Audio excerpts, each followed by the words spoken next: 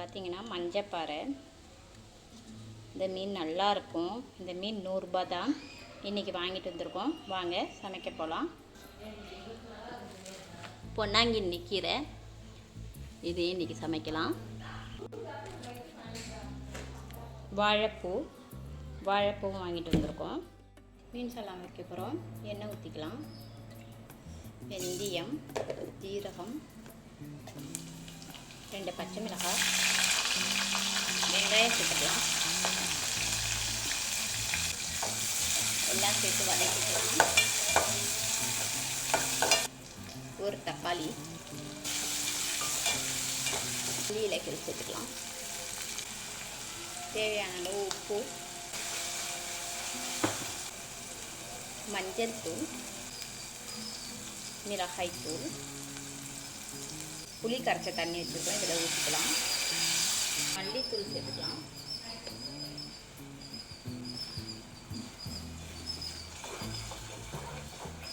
தேவையான அளவு தண்ணி வச்சுக்கலாம்.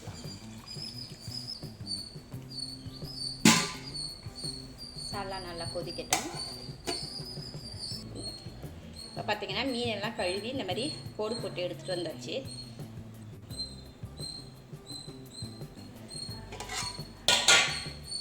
மீன் போட்டுக்கலாம் குழம்புல.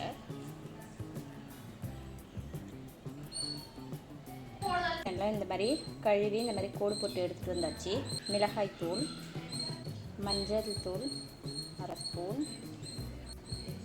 உப்பு தேவையான அளவு, பூண்டு மட்டும் நல்லா உரித்து அரைச்சி வச்சுருக்கோம், அதையும் சேர்த்துக்கலாம். தூள் சேர்த்துக்கலாம்.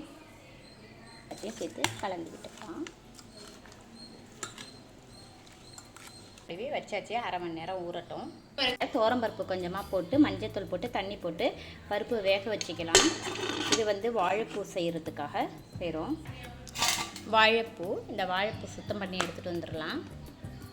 துவரம்பருப்பு நல்லா வெந்துருச்சு. இப்போ இதில் கொஞ்சமாக தண்ணி விட்டுக்கலாம். சும்மா 1/4 ஸ்பூன் மஞ்சத்தூள், 1/4 ஸ்பூன் மிளகாய் தூள், தேவையான அளவு உப்பு சேர்த்துக்கலாம்.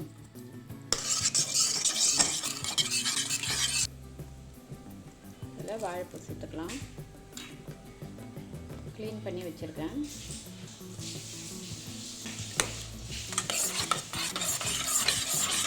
மீன் நல்லா ஊறி இருக்குது மசாலா.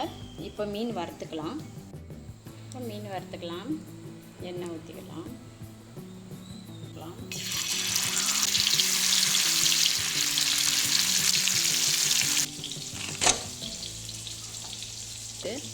இந்த மாதிரி 1 விசில் 2 விசில் விட்டிங்கன்னா நல்லா வெந்துடும். முருங்கை இலையை சேர்த்துக்கலாம். முருங்கைக்கீரையை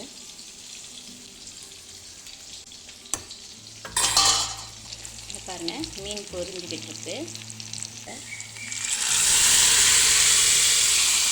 பாருங்கள். மீனில் சாப்பாடு, மீன் குழம்பு, பொரிச்ச மீன்,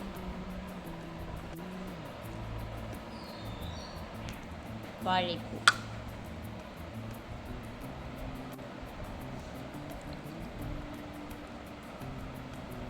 இன்றைக்கி இதுதாங்க சண்டே ஸ்பெஷல். வாங்க சாப்பிட்லாம்.